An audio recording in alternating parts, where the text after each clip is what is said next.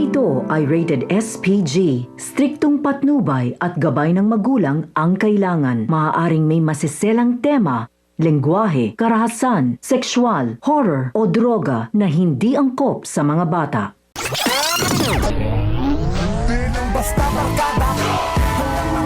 Si Marites siyang tumapos kay Olga at sa pagkakataong ito matatauhan si Marites at magsisisi dahil sa mga maling paratang niya kay Tanggol. At dahil sa ospital nangyari ang sagupaan ay madaling naisugod ang sugatan nating bida.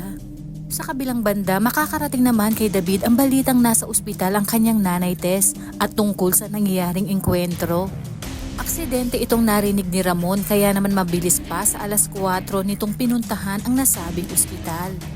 Dito sumambulat sa kanya ang nag-aagaw buhay na si Olga at mabubulgar na ang ginawang pagmamanipula ng kanyang hilaw na kapatid na ito din pala ang siyang nagtangka sa buhay ni Marites.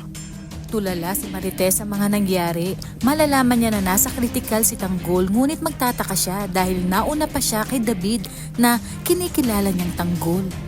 Lalo na nang makita niyang papasok si David sa ospital. Palaisipan sa kanya kung sinong Tanggol ang binanggit sa kanya ni Tess na kritikal umano. Nagkaroon siya ng kutob kaya hindi siya nagpakita kay David. Dito nakita niya si Lola Tinding at sinabi sa kanya na nasa ICU si Tanggol. Tinanong niya kay Tinding kung sinong Tanggol ang binabanggit ni Tinding gayong kapapasok lang umano ni David.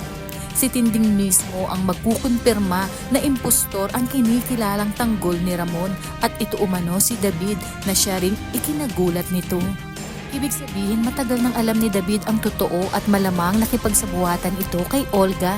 Sa pag-alis ni Ramon upang puntahan ng tunay na Tanggol ay siya namang pagbalik ni David at panay ang pagmamataas at panunumbat. Ang sabihin kay Lola Tinding. Dito nga ay halos lumuhod si David sa kanyang kinatatayuan ang sabihin ni Tinding na alam na niya ang pagpapanggap nito at mas masahol pa ito kay Tanggol. Napakawalang hiya umano ni David at oportunista.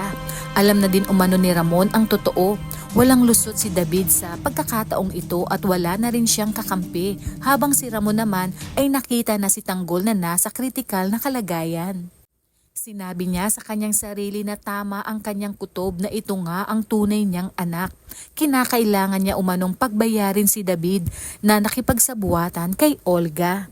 Kaya naman kapamilya kung bago ka pa lang sa aking channel ay mag-subscribe ka na at i-click mo na rin ang bell icon para updated ka sa pinakahuling kaganapan sa paborito mong teleserye, ang FPJ's Batang Quiapo. Hanggang sa muli, salamat!